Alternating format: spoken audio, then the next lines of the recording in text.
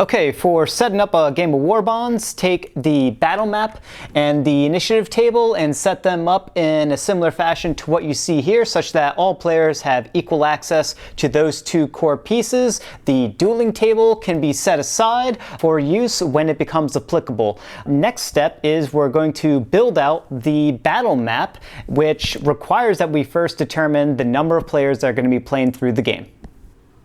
So when building out the battle map, you can either customize it fully to whichever type of configuration that you'd like, or you can follow one of the predefined battle maps that are available within the player reference guide. In this case, we'll be setting up the game with the 3-player Crux of War predefined battle map. Now, with that being said, this is going to be a 3-player battle map, so you always want to grab a number of settlement tiles based on the player count +1. So in this case, we have 4 settlements that are going to be grabbed. Each settlement is going to have an ID piece associated with it. These are not placed on the battle map and are instead placed on the initiative table.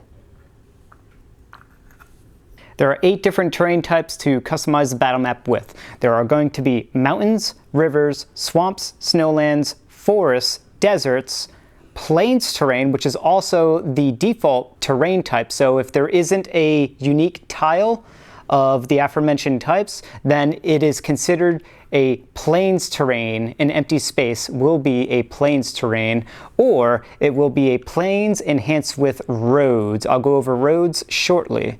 The last terrain type is going to be sky terrain. Sky terrain does not get placed onto the battle map, and instead sky terrain is a pedestal by which units can be placed on top of. When a unit is on top of a sky terrain pedestal, they are considered occupying sky terrain. But for now, take and assemble each of these and set them aside, and they'll be used as units move into the sky terrain during gameplay. The last thing to know about configuring the battle map, if you are following the predefined battle map or customizing your own, is that each of the terrain tiles can be flipped over to the bottom side, and that reflects the road enhanced version. So each of the different terrain types will have that. Also note, when customizing a battle map, to first start with the mountains, followed by the rivers, the swamps, the snowland, the forests, and then lastly the desert terrain. Afterwards, you want to set up your settlements speckled about the battle map, following the proper rules for that, and then enhance the existing terrain or add additional roads to the terrain itself. Now that the 3-player Crux of War pre-built battle map has been completed, it is important to note this. The settlements are 7 or more spaces apart from each other. This is a requirement within the rules. So if you are customizing your own battle map, be sure that all settlements are at least 7 or more spaces apart from each other. So for instance here, settlement 1 is 1, 2, 3, 4, 5, 6, 7 spaces away from settlement 4. Settlement 4 is 7 away from 2, etc. There are 3 responsibilities that players assume in order to ensure the game is properly organized and streamlined for quicker game sessions. Assignment of these roles is optional. These roles can also be passed on to others if a player has been eliminated from the game. Players are encouraged to assist one another whenever possible. There is the banker role, who is responsible for handing out money to and from the bank. Next is the unit ID piece handler. This is the person that's responsible for grabbing the unit ID pieces from the recruitment bins and passing it out to players whenever a new unit gets deployed or a unit leaves the battle map and returns back to the recruitment bin. Lastly, there is the unit reference card handler that is also going to be grabbing the unit ID cards that correlate to the unit ID reference pieces that are grabbed or put away during deployment or unit death or leaving the battle map respectively. Now keep a note that both the unit reference cards and the unit ID pieces must match on their subname ID. More details on that later. Although this doesn't fall into game setup, it is something that you're going to do when you first open up the box and get the game. The first thing you want to do is make sure that all of your unit reference cards, as well as your unit ID pieces, when they're being placed into the sorting bins, are all sorted in alphabetical order. Now with regard to the unit reference cards, I have the units sorted in alphabetical order, starting with the Adept Archers, followed by the Begotten Witches, the Bleeding Horrors, the Boulder Hurlers, etc. Keeping these cards in alphabetical order helps so that when you're playing the game, you're able to find the unit that you would like to deploy or return back to their recruitment bin or respective pile as quickly as possible so that you can return back to gameplay. Now, each player is going to start with the following assets. They're going to start with 100 gold pieces. They're going to start with a war camp piece. They're going to start with the protection marker and war banner pieces.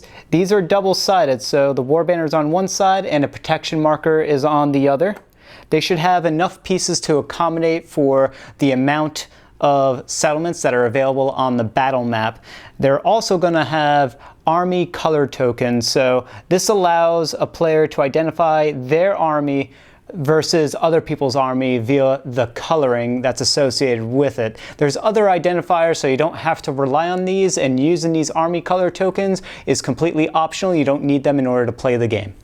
Give each player a pair of universal abilities and ability rules reference cards. These cards are both double-sided. Now, the rules card goes over the basic abilities and how they function within the game. For example, it goes over movement, action, full turn, during turn, end of turn ability types, as well as immediate and how to generally deploy units, the basic rules surrounding that. The other reference card is for universal abilities. These are abilities that all in-game objects like units, war camps, or settlements can perform during their turn in addition to what they specifically have for unique abilities. So each player is going to get a pairing of these two reference cards. Now, player order is determined by Warlord Selection. So the first player that selects their Warlord from the 12 available will be player 1, followed by the next player will be player 2, then player 3, etc. And this matters in that player 1 will be the first to deploy on the battle map, then player 2, then player 3. And there is a significant importance to battle map deployment in that no two war camps are going to be able to deploy within 7 or more spaces from each other. So being the first to deploy on the battle map can give you a strategically advantageous location that is perhaps closer or further away from certain terrain or settlement areas. So let's assume that player 1 has selected Tangus the Unchained, player 2 has selected Anazandra Soul Judiciary, and player 3 has selected Colette Ironheart Schneider.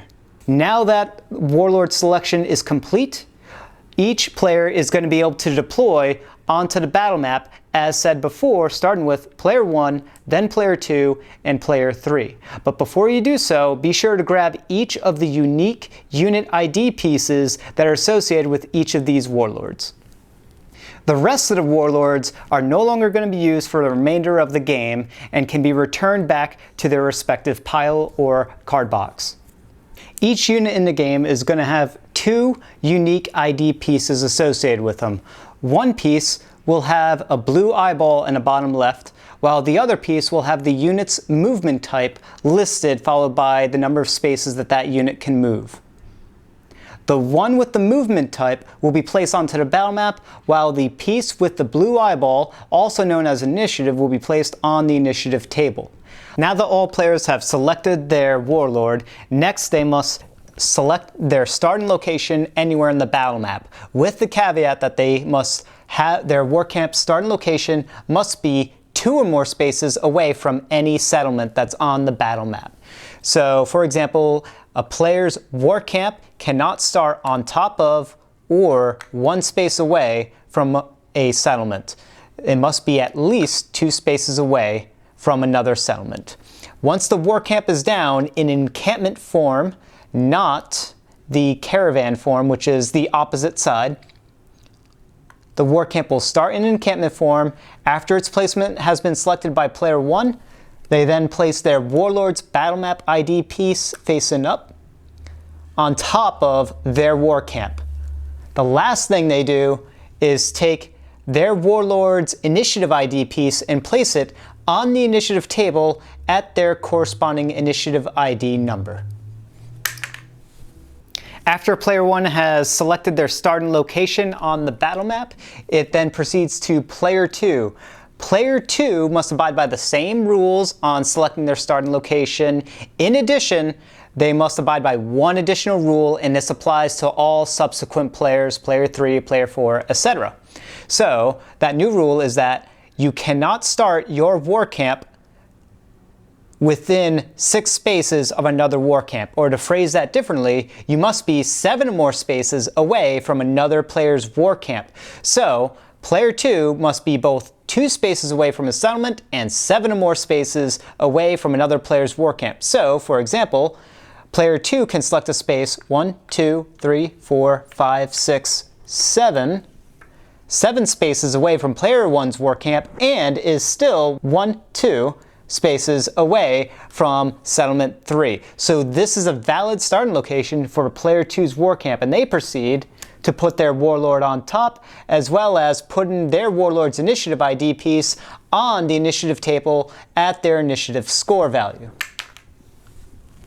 Last up, we have player 3. Player 3, just like with player 2, must be 7 or more spaces away from both player 1 and player 2's war camp, as well as still being 2 or more spaces away from any settlement. So player 3 is going to place their location right over here, which happens to be a fairly safe area that is separated pretty heavily from both player 1 and player 2, and is nestled pretty snugly between settlement 2 and settlement 4. Once selected, they continue to place their battle map ID piece on top of their war camp for their warlord, and their warlord's ID piece on the initiative table. The one with the initiative score, the blue eyeball, goes on the initiative table at its subsequent value. The final step for setup is to place all of the initiative table pieces at their relative locations. So the warlord's unit ID pieces will be placed on the unit section of the initiative table. That's this big rectangular section over here at their relevant initiative score value. So for example, Anazandra Sole Judiciary is in the 2s column because her initiative score is 2. Colette Ironheart Schneider has an initiative of 4, so she's at the very top of the 4 column. And Tangus the Unchained has an initiative of 8, so he's at the very top of the 8 column. Afterwards, we move on to the settlements section of the initiative table, and this is where each of the 4 settlement ID pieces will be placed at their relevant ID column. So I'll just slide these on over here. After the settlements, next is to place each of the war camps at their relevant player ID number on the ID column of the war camp section of the initiative table, like so. So first would be player 1, then player 2, then player 3, and so on and so forth. This game scales very dynamically according to player count. So if there are 2 players, you only need 2 war camps to be present. If there are 6 players, it'll be filled up to here, and accordingly the settlements will be adjusted to the number of players plus 1. So at 6 players, there would be 7 settlements on the initiative table. The last few things that you'd like to place on the initiative table are the current turn indicator, another one for the dueling table, and finally, the dragon piece. It's also known as the current round indicator or the events tracker. It gets placed on the initiative table at the spot that says dragon right on it. With that said, the game has been fully set up and is ready to start the first game round. Just before you start the game, be sure to grab each player their own reference guide. Within these reference guides, players will find all the information that they need to successfully navigate the battlefield. Information like the different terrain that exists, the war camps, their relevant stats, the settlements, and each and every unit, all of their relevant information is contained within these pages, which means that you'll know exactly what each other player is capable of regarding which units they deploy and select to be part of their army. Also, they know exactly what you have and what you are capable of. There's no hidden information except for what you keep in your head.